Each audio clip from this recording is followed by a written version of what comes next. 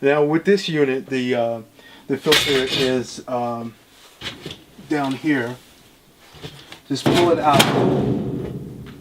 And you also want to make sure when you're changing out the filter that the arrow is pointing up, and that's going towards the airflow. I would recommend also writing the date on the filter of when you actually put it in. That will give you a point of reference of when you need to change it out again.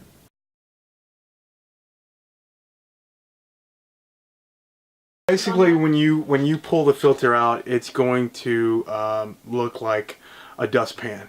If it looks like a dustpan, it needs to be changed out. For more maintenance tips and tricks, or if you need to schedule a repair, check out ServiceGuard.com.